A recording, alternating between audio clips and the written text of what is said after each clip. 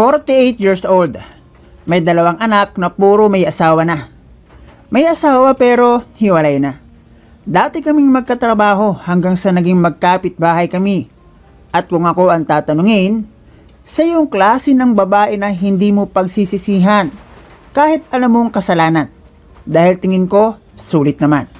Kung bibigyan ka ng pagkakataon na galugarin mo ang kanyang sipit-sipitan. Itago na lang natin sa pangalang Vanji. Hindi siya yung tipo na malulunod ka sa laki ng hinaharap. Pero dahil Cutis Labanos naman siya at wet mother, bawi ka talaga. Yun bang tipong lilingunin mo talaga kapag nagkasalubong kayo? Pasok din yung height niya sa type ko na 5'1". Lampas sa balikat ang buhok na medyo kulot. Yung height kasi niya kapag naiisip ko, ang dami naming pwedeng gawin kung sakali.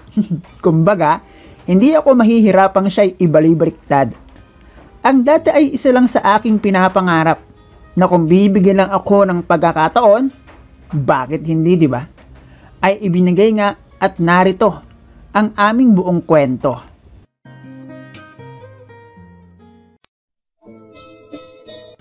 Hello guys and welcome dito sa Kasgul TV. At syempre, kung ikaw ay bago dito sa aking channel at trip mo ang ganitong klase ng kwento, palike and subscribe naman dyan.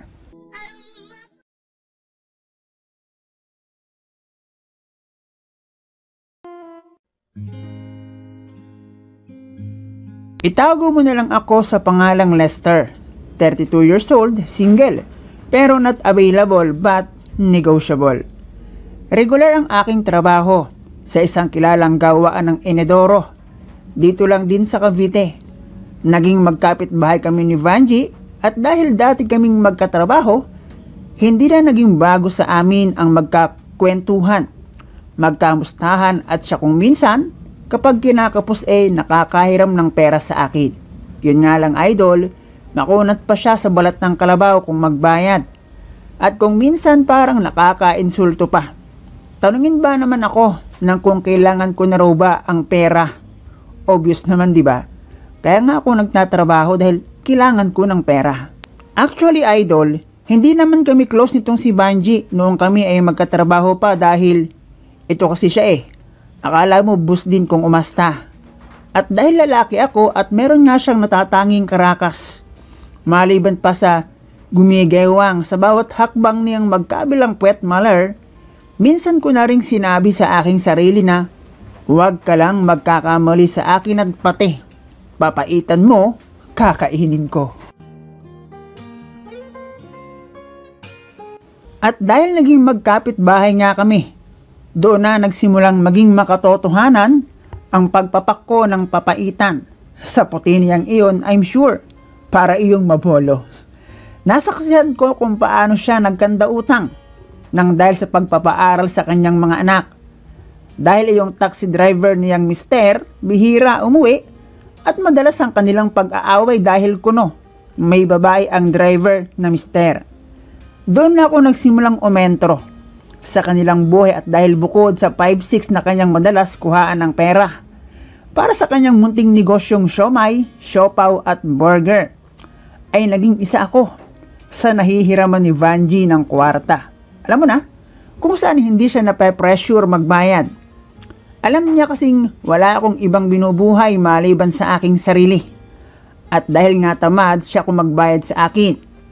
Kahit hindi ko trip ang burger, siomai at siopaw, sige na lang. Iniisip ko na lang na siopaw na iyon, which is tinda niya iyon. Kaya naging malalim ang aming ugnayan ng lumaon dahil nga lagi kaming nagkakakwentuhan.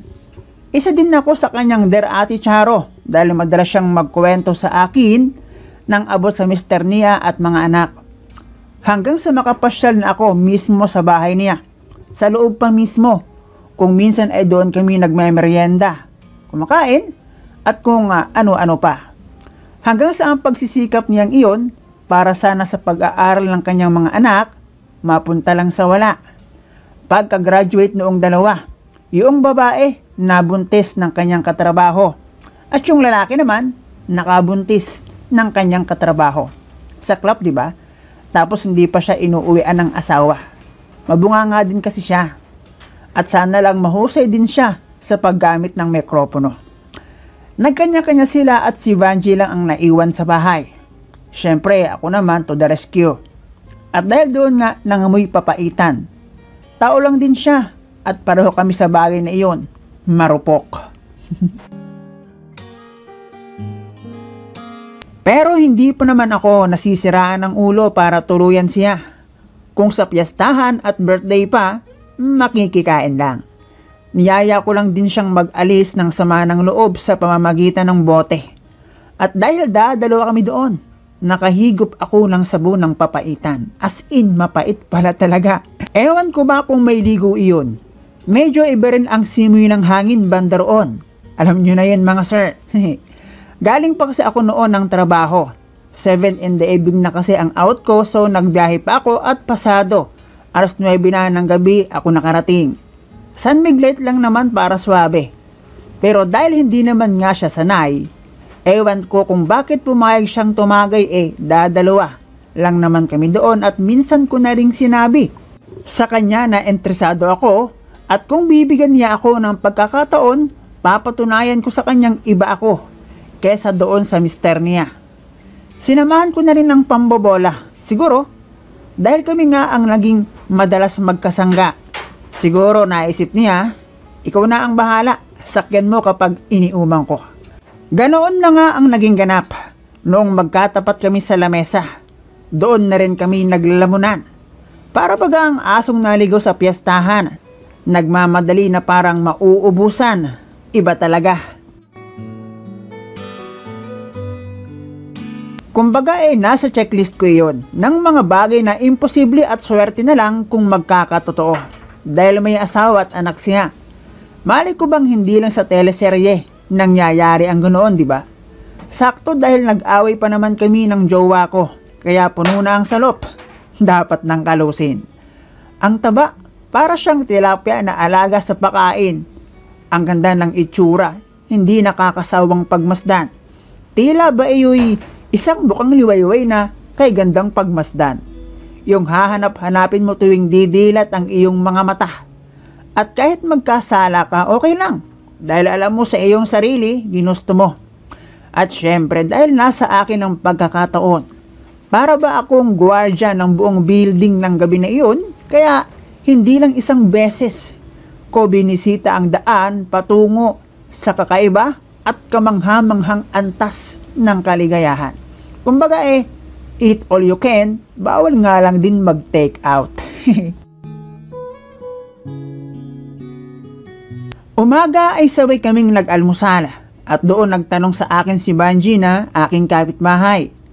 Matapos raw ba ang pagtitiwala niyang iyon sa akin? Ano raw ba kami? Paano kung magbunga ang aking ginawang pagtatanim ng palay sa kanyang bukirin? Sagot ko para hindi siya ma-disappoint at para sa patuloy at libreng pag-aararo habang basa pa ang bukid, patuloy na makapaghasik. Tulad ng kung paano niya ako nakilala, yun pa rin ako at hindi magbabago. Total solo na rin lang naman siya, yun nga lang.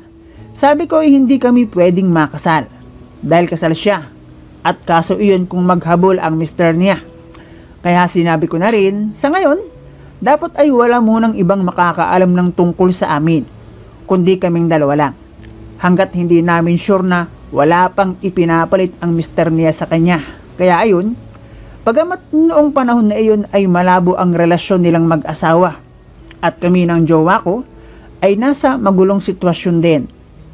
Para sa akin, nananatiling mainit ang bulalo. At dahil kapitbahay lang, ni hindi masibuhan ang sabaw. At dahil alam ng mga kapitbahay namin kami ay dating magkatrabaho, sanay silang nakikita ako doon at alam nilang di hamak na mas matanda sa akin si Vanjie.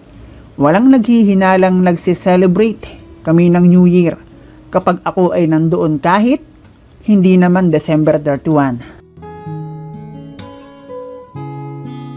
Matagal din ganoon ang sitwasyon. Inbang sa bawat subo nakakaabot ka sa ibang dimensyon ng buhay. Para ba iyong paborito mong snack? Tuwing iyong matitikman, mapapasabi ka na lang ng Mamma Mia. Para lang naman kaming nag-live-in. Mahilig din siya eh. O baka naman ako lang ang nag-iisip noon dahil ibinibigay lang niya ang gusto ko. Ang matindi, kahit nagkabalikan kami ng original kong jowa, nakilala pa ni Vanji, G lang din siya. Naging malabo lang ang lahat sa amin noong magkaroon siya ng trabaho bilang isang kasambahay sa Manila. Stay-in kasi siya. Nahatak na rin kasi ang bahay na kanyang inaipundar noong kami ay magkatrabaho pa. Kaya natuluyan silang magkahiwa-hiwalay dahil nawalan sila ng bahay. May kontak pa kami sa isa't isa pero hindi na naulit pa ang mapait na papaitan. Tamang kamustahan lang. Ako naman, hiwalay na rin sa dati kong jowa pero may bago. Ako pa ba? Kumbaga sila ni Vanji at X ay parte na lang ng aking nakaraan. At ako ganoon rin sa kanila. Mabuti pa nga si Vanji nangungumusta pero si X, ang laki yata ng tampo sa akin. Buhay nga naman. Ako kasi ang unang nakabingo kay X kaya siguro ganoon dahil malaki ang naging expectation niya. Dahil pure siya nang dumating sa akin. Sa huli maiging kami, kasalanan niya. Nagpa-comfort siya sa iba.